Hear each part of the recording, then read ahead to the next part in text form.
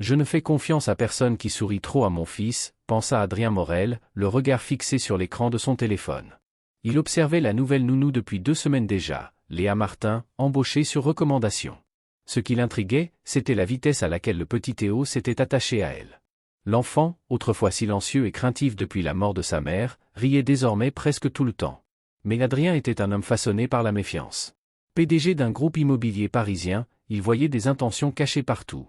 Alors, il avait fait installer des caméras discrètes dans le salon, la cuisine et même la chambre de l'enfant. Il disait que c'était pour sa sécurité. En vérité, c'était pour se rassurer. Ce matin-là, dans la demeure de Neuilly-sur-Seine, la lumière filtrait doucement à travers les vitres. Léa, en uniforme rouge et tablier blanc, jouait avec Théo sur le tapis, un sourire clair aux lèvres. Adrien, depuis son bureau, observait chaque geste en buvant son café. Quelque chose, dans cette tendresse simple, le désarmait. Il ne voyait plus qu'une jeune femme agenouillée, riant d'un rire sincère, comme une sœur, une mère, un miracle revenu. Il sentit un pincement au cœur, ce sentiment qu'il croyait enterré avec Camille, son épouse disparue 2 ans plus tôt. Elle ne fait que son travail, murmura-t-il, cherchant à refouler l'émotion. Mais quand il vit Théo tenter ses premiers pas vers la nounou, les bras tendus, quelque chose bougea en lui, une chaleur ancienne, oubliée. Léa, de son côté, ignorait tout des caméras. Pour elle, ce bébé était une bénédiction tombée du ciel après une année d'obscurité. Elle avait perdu son frère dans un accident et, depuis, vivait dans un silence vide. Théo, avec ses éclats de rire et ses mains potelées, rallumait en elle une lumière qu'elle croyait éteinte.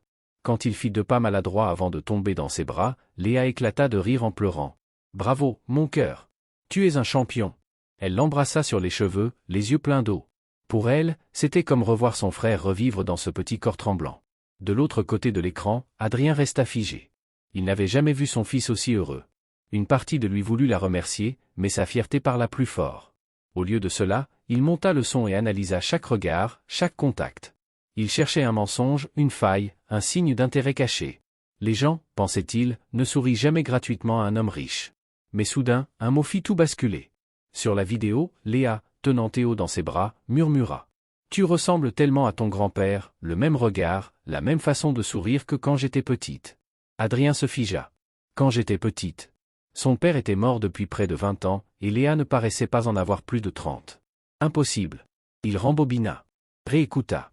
Oui, les mots étaient clairs, pleins d'affection, quand j'étais petite. Comment pouvait-elle parler ainsi d'un homme qu'elle n'avait jamais connu? Ce soir-là, pendant le dîner, Adrien tenta d'agir comme si de rien n'était. Pourtant, chaque geste de Léa, chaque sourire, éveillait plus de questions. Il remarqua un détail, un médaillon doré pendait à son cou. Un cercle gravé d'une étoile au centre. Son cœur se serra, c'était le même symbole que celui des anciennes montres à gousset de son père. Le hasard semblait trop absurde pour être ignoré. Cette nuit-là, il ralluma les enregistrements. Un par un, il visionna tous les fichiers depuis son embauche. Il vit Léa nourrir Théo, chanter pour l'endormir, prier en silence. Aucun geste suspect. Juste une femme simple, douce, vraie. Et pourtant, ce médaillon. Cette phrase. Adrien sentit un frisson remonter sa colonne. Qui était-elle? Et qu'est-ce qu'elle savait vraiment sur son père? Le lendemain matin, Adrien rentra plus tôt du bureau. Le ciel de Paris était couvert, la lumière laiteuse baignait le jardin où Léa promenait Théo dans sa poussette. Il resta quelques secondes à la regarder, immobile. Ses gestes étaient mesurés, tendres, presque familiers, trop familiers. Il s'approcha lentement. « Léa, puis-je te poser une question? Personnelle, précisa-t-il. Elle leva les yeux, surprise mais sereine. « Bien sûr, monsieur Morel. » Il désigna le médaillon suspendu à son cou. « D'où vient ce bijou ?» Léa resta un instant silencieuse. Une ombre passa dans son regard. « C'est un souvenir de ma mère, » murmura-t-elle enfin. Elle disait qu'il appartenait à un homme bon, quelqu'un qui l'avait aidé quand elle était jeune. Adrien sentit son cœur s'emballer. L'histoire correspondait presque mot pour mot à celle que son père racontait avant sa mort, celle d'une femme et d'un enfant qu'il avait sauvé d'une crue, quelque part dans le sud de la France. Cet homme, c'était Charles Morel, son père. Impossible. Était-ce un hasard? Ou une boucle que le destin avait décidée sans lui? Il tenta de garder contenance. « Et tu ne sais rien de cet homme ?» demanda-t-il. Seulement qu'il lui avait dit, peut-être qu'un jour ce nom t'aidera à faire le bien. Ce nom? Morel.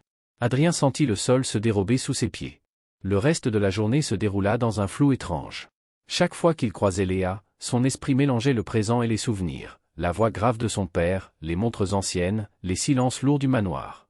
Il n'avait jamais connu Charles Morel comme un homme tendre. C'était un magnate dur, autoritaire, obsédé par la réputation. Mais à la fin de sa vie, Adrien l'avait surpris plusieurs fois en train de regarder une photo fanée, une femme et une petite fille qu'il n'avait jamais identifiées. Et si cette fille était Léa? Et si elle portait, sans le savoir, l'empreinte d'un passé qu'il croyait effacé? Cette nuit-là, le manoir dormait. Adrien, incapable de trouver le sommeil, rouvrit son ordinateur et reprit les enregistrements. Il fit défiler les jours, les gestes, les rires. Rien d'anormal. Rien, jusqu'à une vidéo datée d'il y a 3 soirs. Léa était assise seule dans la chambre de Théo. Elle le regardait dormir, les mains jointes, les yeux embués. Sa voix tremblait quand elle murmura. « Si seulement il savait, mon petit. Si seulement il savait ce que le destin nous a fait. » Adrien recula la chaise, glacé. Les mots résonnaient dans son crâne. Que voulait-elle dire? Il rembobina, réécouta, agrandit l'image. Ses larmes, son ton. Ce n'était pas de la tristesse ordinaire. C'était la douleur du secret. Le matin suivant, il n'attendit même pas le petit déjeuner. Lorsqu'elle entra avec Théo dans les bras, il la fixa longuement. « Qui es-tu vraiment, Léa ?» Elle se figea. « Pardon? Je t'ai entendu hier soir, sur les enregistrements. Tu as dit, si seulement il savait. » Savoir quoi? Vous avez regardé les caméras? Sa voix était un souffle brisé. Adrien sentit la honte lui brûler le visage. « Oui. Et je ne m'en excuse pas. Je veux comprendre. » Elle serra Théo contre elle. « Je ne voulais pas que vous la preniez ainsi. » Sa voix se cassa. Elle s'assit, posa la main sur le berceau et murmura. « Ma mère travaillait autrefois comme infirmière auprès de votre père, dans ces derniers mois. Il s'était attaché à moi, une enfant que ma mère amenait parfois avec elle à la clinique. Avant de mourir, il lui a confié ce médaillon, en disant qu'il représentait le pardon qu'il n'avait jamais su demander. » Adrien écoutait, immobile. Mais une question le rongeait. « Et pourquoi avoir parlé de mon fils? Pourquoi dire qu'il ressemble à mon père ?» Léa inspira profondément, le regard voilé. « Parce que vous ne savez pas ce qui s'est passé le jour où votre femme a accouché. » Adrien sentit un froid glacial descendre le long de sa colonne. « Comment ça? J'étais là, monsieur Morel. J'étais infirmière à la maternité. Et cette nuit-là, quelque chose s'est produit. » Elle s'arrêta, tremblante. « Votre épouse est arrivée en urgence, après une chute. L'accouchement a été difficile. Le bébé qu'on vous a remis n'était pas celui qu'elle avait mis au monde. » Le monde d'Adrien s'effondra d'un coup. « Qu'est-ce que tu dis? Théo n'est pas mon fils? » hurla-t-il, se levant brusquement. « Non !» cria-t-elle à son tour. « Théo est votre fils de cœur, de vie. Mais il y a eu un échange, une erreur tragique, et j'ai compris trop tard. » Adrien recula, hébété, incapable de respirer. « Une erreur? Comment? Pourquoi ?» Léa pleurait. La tempête cette nuit-là, le chaos, le médecin paniqué. 2 bébés, une confusion. Celui de votre femme a survécu, mais on vous a remis le mauvais dossier. Et j'ai retrouvé la trace du vrai enfant, celui que le destin vous avait volé. » Adrien chancela, agrippant le dossier de la chaise. Son monde, ses certitudes, sa lignée, tout venait de se fissurer. Adrien resta figé, incapable de comprendre le sens des mots qui venaient de frapper son monde en plein cœur. Les secondes s'étiraient, lentes, presque irréelles. Théo babillait dans son parc, inconscient du séisme que ces phrases provoquaient. « Répète » murmura Adrien d'une voix étranglée. « Je n'ai jamais voulu vous blesser, monsieur Morel, » dit Léa, les yeux embués. « Mais je ne pouvais plus garder ce secret. Tu dis qu'il y a eu un échange d'enfants? Que veux-tu dire, exactement ?» Léa prit une inspiration tremblante. « La nuit où votre épouse, Camille, est arrivée à la maternité, j'étais de garde. Elle saignait beaucoup, le médecin criait des ordres. Il y avait une autre femme dans la salle voisine, qui venait d'accoucher d'un petit garçon, mais il ne respirait plus. » Elle s'arrêta, essuyant ses larmes du revers de la main. Quand tout s'est calmé, un mélange tragique s'est produit. Les bracelets d'identification ont été intervertis. Et dans la panique, le nourrisson que vous avez reçu n'était pas celui de Camille. Adrien porta une main tremblante à sa bouche. « C'est impossible. Je l'ai découvert plus tard, » continua Léa, la voix brisée. « J'ai tenté d'alerter le médecin, mais il a refusé d'écouter. Il craignait un scandale. Je voulais réparer cette erreur, mais avant que je puisse agir, j'ai perdu mon poste. » Un silence lourd tomba sur la pièce. Adrien recula, vacillant. « Et maintenant? Tu veux me dire que mon fils n'est pas mon fils biologique ?» Léa secoua la tête. « Le sang ne fait pas tout, monsieur Morel.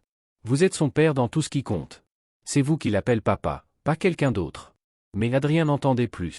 Il revoyait Camille, pâle et souriante dans le lit d'hôpital, serrant le bébé contre son cœur. Tout son monde s'effritait. La femme qu'il avait aimée, le fils qu'il adorait, était-ce tout un mensonge construit sur une erreur du destin? Il s'assit, la tête entre les mains. « Pourquoi m'en parler maintenant ?» Léa s'approcha doucement. « Parce que je vous devais la vérité. parce que ce petit garçon mérite de grandir entouré d'amour, pas d'ombre. Et surtout, ajouta-t-elle en baissant la voix, parce que j'ai retrouvé la trace de l'autre enfant. Adrien leva la tête, abasourdi. Quoi? Celui qui aurait dû être votre fils.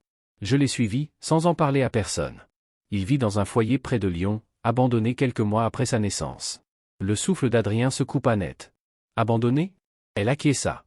Sa mère n'a pas supporté la perte, ni la honte. Elle a disparu. Mais le garçon, il a survécu. Adrien se leva brusquement, la rage et la douleur se mélangeant dans sa poitrine. Et tu gardais tout ça pour toi? Pendant tout ce temps? J'attendais le moment où vous seriez prêt à entendre. Si je vous l'avais dit plus tôt, vous m'auriez renvoyé sans écouter. Je devais gagner votre confiance. Les paroles résonnèrent longtemps dans le silence. Adrien regarda Théo, jouant avec son ours en peluche, puis Léa. Une évidence lui traversa l'esprit, cette femme qu'il avait surveillée, soupçonnée, humiliée par ses caméras. Elle avait en réalité sauvé sa famille. Ses épaules s'affaissèrent, la colère cédant la place à une douleur muette. Et maintenant? Demanda-t-il d'une voix lasse. Maintenant, répondit Léa doucement, vous devez décider si vous voulez connaître cet autre enfant, ou laisser le passer où il est. Adrien se leva, fit quelques pas vers la fenêtre. Dehors, le ciel d'automne versait une pluie fine. Tu crois qu'un homme peut aimer deux fils? Demanda-t-il soudain. Léa sourit faiblement. Un vrai père n'aime pas avec le sang, mais avec l'âme. Et votre âme a encore beaucoup d'amour à donner. Cette nuit-là, Adrien ne dormit pas. Il ouvrit un dossier vierge sur son ordinateur, chercha le nom que Léa lui avait donné. Gabriel Lenoir, 6 ans. La photo qui apparut le frappa de plein fouet. Les mêmes yeux gris que les siens. Le même pli au coin des lèvres que son père. Il ferma l'écran, submergé. Puis son regard se posa sur Théo, endormi dans son berceau, paisible. Un enfant qui n'avait rien demandé à personne. Adrien comprit alors que peu importait le sang, les deux petits garçons portaient une partie de lui, l'un par le cœur, l'autre par le destin. Et que, d'une manière ou d'une autre, il allait devoir réparer ce que les adultes avaient brisé. Le lendemain, il regarda Léa droit dans les yeux. « Nous partons à Lyon, dit-il. » Elle hocha la tête, sans poser de questions. Théorie, comme s'il comprenait déjà que quelque chose d'important allait commencer. Le train du matin les emporta loin du manoir, vers une vérité qu'aucun d'eux n'était prêt à affronter. Le train filait à travers la campagne, longeant les vallées noyées de brume. Adrien, assis près de la fenêtre, fixait sans vraiment voir les paysages qui défilaient. Léa, en face de lui, tenait Théo endormi contre son épaule. Un calme fragile régnait, celui qui précède les grandes vérités. Depuis Paris, Adrien n'avait presque pas parlé. Il se sentait à la fois vide et plein, rongé par un mélange d'angoisse et d'espoir. Et plus le train approchait de Lyon, plus il sentait que ce voyage allait redéfinir son existence. « Vous êtes sûr de vouloir faire ça ?» demanda doucement Léa. « Non, répondit-il sans la regarder. Mais je dois le faire. » Il ajouta, presque pour lui-même. « J'ai fui le passé toute ma vie. Mon père, ma douleur, mes erreurs. Il est temps de regarder en face ce que le destin m'a volé, ou rendu. » Léa baissa les yeux, émue par la sincérité dans sa voix. Elle savait qu'elle aussi avait quelque chose à réparer. Sa propre histoire s'était tissée avec celle des Morel bien avant qu'elle en prenne conscience. À leur arrivée, un vent frais soufflait sur la gare de Lyon-Pardieu. Léa conduisit Adrien jusqu'à un quartier modeste, près d'un centre d'accueil pour enfants.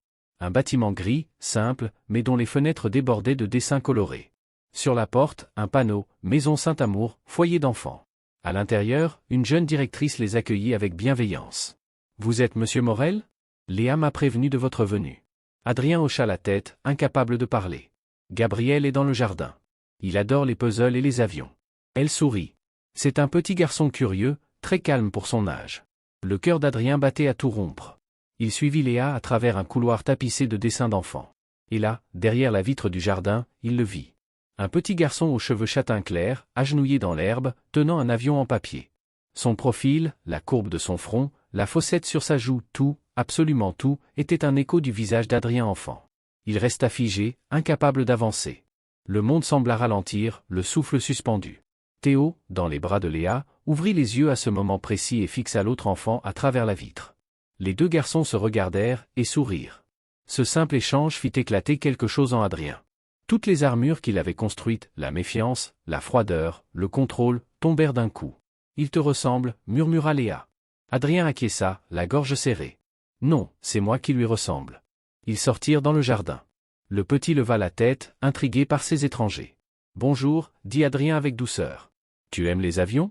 Gabriel hocha la tête, méfiant mais curieux. « Oui, je veux en construire un vrai un jour. » Adrien s'accroupit à sa hauteur. Je crois que je connais quelqu'un qui pourrait t'aider à en faire un très solide. Le garçon le dévisagea quelques secondes, puis, sans raison apparente, s'avança et lui tendit son avion de papier. Tiens. Celui-là est pour toi. Adrien prit le petit objet entre ses doigts tremblants. Une larme roula sur sa joue. Il ne savait pas encore comment ni pourquoi, mais il venait de retrouver une partie de lui-même. Plus tard, alors qu'il quittait le foyer, Adrien resta silencieux. Léa le laissa à ses pensées, sachant qu'aucun mot ne pourrait exprimer ce qu'il ressentait. Dans le taxi qui les ramenait à l'hôtel, il finit par dire « Je veux qu'il sache qui je suis. Mais pas encore. Je veux qu'il m'aime avant de savoir pourquoi je suis venu. » Léa hocha doucement la tête. C'est ce qu'un vrai père ferait. Cette nuit-là, Adrien écrivit dans son carnet. Aujourd'hui, j'ai rencontré mon sang. Mais j'ai compris que le cœur a des racines plus profondes que l'ADN. Et qu'un homme peut aimer 2 enfants sans trahir aucun des 2. Au petit matin, il reçut un message du notaire de son père. Un dossier retrouvé dans une boîte scellée, datant d'avant sa mort. Titre, Affaire Morel, substitution néonatale. Adrien sentit un frisson le parcourir. Ce n'était donc pas seulement une erreur. Quelqu'un, quelque part, avait voulu que cet échange ait lieu. Adrien tourna la clé du coffre-fort que lui avait confié le notaire. L'air poussiéreux de l'archive sentait la cire et le papier jauni. À l'intérieur, un dossier épais, marqué du sceau de la famille, Affaire Morel, substitution néonatale. Ses doigts tremblaient quand il l'ouvrit. Les premières pages étaient des rapports médicaux, des signatures, des cachets officiels. Mais plus il lisait, plus l'horreur prenait forme. Son père, Charles Morel, avait ordonné le remplacement du bébé de Camille. Il avait payé un médecin pour échanger les nouveau-nés. Pourquoi ?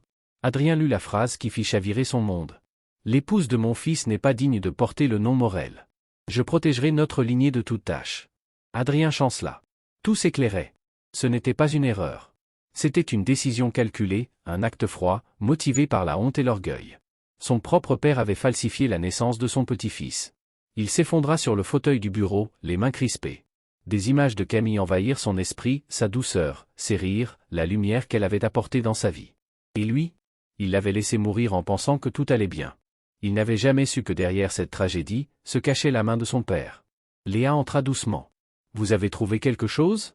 Adrien leva vers elle un regard plein de larmes. « Oui, et je ne sais pas si je peux le supporter. » Il lui tendit la lettre. Léa lut en silence, les lèvres tremblantes. Puis elle posa le papier sur le bureau. « Il faut mettre fin à ce silence, Adrien.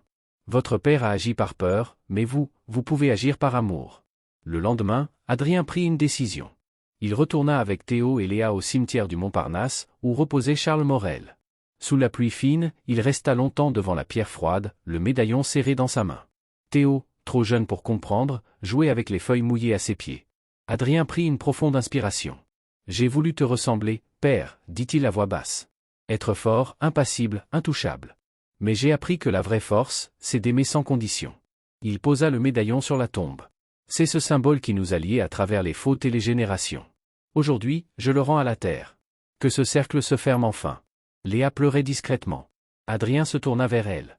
Tu m'as appris plus sur la vie en 2 mois que mon père en 40 ans. Non, répondit-elle. C'est Théo qui nous a appris. Il n'a jamais eu besoin de comprendre pour aimer. Adrien esquissa un sourire fatigué. Reste avec nous, Léa. Comme nous demanda-t-elle, émue. Non. Comme famille. Les semaines suivantes, le manoir changea de ton. Les rires de Théo remplaçaient les silences pesants. Les fleurs revenaient au jardin. Adrien, lui, semblait rajeunir. Il passait plus de temps avec son fils, apprenait à cuisiner, à rire sans raison, à vivre autrement. Un soir, alors qu'il fermait son ordinateur, il tomba sur un dossier oublié dans ses caméras. Une vidéo enregistrée automatiquement par le système, jamais visionnée. Il hésita, puis lança la lecture. On y voyait le vieux majordome, livrant une enveloppe au médecin qui avait assisté à l'accouchement. Et cette phrase, nette, glaçante. Voici la somme. Vous savez ce qu'il faut faire. Adrien ferma les yeux, la nausée au ventre. Alors c'est vrai, tout venait de lui. Il resta longtemps silencieux. Puis, lentement, il effaça tous les enregistrements restants. C'était fini. Les caméras qui avaient capturé sa méfiance ne verraient plus jamais sa vie. Quelques jours plus tard, il revint voir Léa dans le jardin. Théo faisait ses premiers pas sur l'herbe. Le soleil couchant baignait la scène d'une lumière dorée. Adrien se sentit submergé par une paix nouvelle. « Regarde-le, dit-il doucement. Il n'a plus peur de tomber. Parce qu'il sait qu'on le relèvera toujours, répondit Léa en souriant. Ils restèrent là, côte à côte, regardant le petit garçon courir vers eux. Le médaillon pendait maintenant au porche, suspendu à un fil de soie. Symbole d'un cercle bouclé, d'une réconciliation, d'un nouveau départ. Les mois passèrent comme des pages qu'on tourne enfin sans trembler. Le manoir Morel n'était plus le sanctuaire de silence qu'il avait été. Désormais, on y entendait le rire d'un enfant, le sifflement d'une bouilloire, le bruit du vent à travers les rideaux ouverts. La maison respirait à nouveau, comme si, après des années de deuil, elle avait retrouvé son cœur. Adrien se levait tôt, préparait le petit déjeuner pour Théo et Léa. C'était devenu un rituel, des crêpes maladroites, des tasses de chocolat chaud, et des miettes éparpillées qu'il ne prenait plus la peine de ramasser. Chaque matin ressemblait à une réparation minuscule, une victoire sur la froideur d'autrefois. Un jour de printemps, une lettre arriva. Elle portait le sceau du ministère de la Santé, clôture du dossier de substitution néonatale Morel. Le rapport confirmait tout, la fraude, les paiements, les manipulations. Mais il y avait aussi une note en bas de page. L'enfant Gabriel Lenoir est désormais sous la garde provisoire d'Adrien Morel, décision du tribunal des affaires familiales de Lyon. Adrien lut la phrase plusieurs fois, les mains tremblantes. Il leva les yeux vers Léa, qui l'observait en silence depuis la porte. « Il rentre à la maison », murmura-t-il. « À la maison », répéta-t-elle, le cœur battant. Quelques jours plus tard, le portail du manoir s'ouvrit sur une voiture noire. De celle-ci descendit un petit garçon, la valise plus grande que lui. « Gabriel ». Il leva les yeux, un peu intimidé, un peu curieux. Théo, en short et basket, s'approcha timidement. Les deux enfants se jaugèrent, se frôlèrent du regard, puis sans un mot, éclatèrent de rire. Ils se mirent à courir autour du jardin, leurs pas se mêlant, leurs voix se répondant. Léa sentit ses yeux se remplir de larmes. Adrien, à côté d'elle, murmura. « Regarde-les. Ils ne savent rien du passé. Ils ne portent pas nos fautes. Parce qu'ils naissent déjà avec ce que nous, les adultes, oublions, la grâce du pardon. » Le soir, après que les enfants furent endormis, Adrien et Léa restèrent sur la terrasse. Le ciel s'étendait au-dessus d'eux, traversé d'étoiles timides.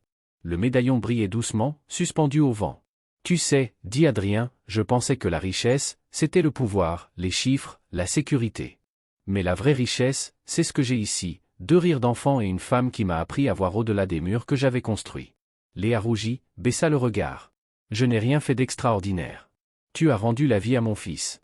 Tu m'as rendu la mienne. » Il marqua une pause. « Et tu as été le lien entre le passé et l'avenir. » Léa sentit un frisson la parcourir. Elle voulut parler, mais Adrien posa un doigt sur ses lèvres. « Laisse le silence répondre, dit-il doucement. C'est parfois lui qui dit la vérité. » Les jours suivants, le manoir se transforma en véritable foyer. Gabriel découvrait son nouvel univers, Théo partageait ses jouets, et Léa s'occupait d'eux avec une douceur presque maternelle. Un soir, Adrien la trouva dans la chambre des enfants, en train de leur lire une histoire. Sa voix était chaude, apaisante. Il resta là, sur le pas de la porte, sans oser déranger cette image, celle d'une paix qu'il croyait impossible. Plus tard, alors qu'elle rangeait les livres, il l'arrêta d'un geste. « Léa, reste. » Elle leva les yeux, surprise. Il s'approcha lentement. « Ce manoir a été bâti sur le mensonge, mais tu en as fait un lieu de vérité. Adrien. Et moi, j'ai été un homme de contrôle. Aujourd'hui, je veux être un homme de confiance. » Il prit ses mains, tremblantes mais sûres. « Reste, pas comme employé. Reste comme ce que tu es devenu. » « Et, qu'est-ce que je suis devenu ?» demanda-t-elle, un sourire tremblant aux lèvres. « La lumière de cette maison. » Des années plus tard, le domaine Morel fut transformé en maison d'accueil pour enfants et parents isolés. Léa en était la directrice. Adrien y travaillait à mi-temps, loin des tours de verre, près des rires. Théo et Gabriel, devenus frères de cœur, grandissaient ensemble, inséparables. Chaque printemps, ils déposaient des fleurs sur la tombe de Charles Morel. Et sur la pierre, le médaillon doré continuait de briller, symbole d'un cercle refermé, d'une malédiction rompue. Un soir, sous les arbres en fleurs, Adrien regarda le ciel rosé du crépuscule. Léa vint s'asseoir à ses côtés. « Tu regrettes encore » demanda-t-elle. « Non, répondit-il. Parce que sans tout ça, je ne vous aurais jamais trouvé. » Elle posa sa tête sur son épaule. « Alors, tu penses qu'on peut aimer 2 vies à la fois ?»« Oui, murmura-t-il. Celle qu'on a perdue et celle qu'on construit. » Le vent fit tinter doucement le médaillon suspendu à la véranda. Et dans ce son, il y avait tout, le pardon, la paix, et la promesse silencieuse d'un amour retrouvé.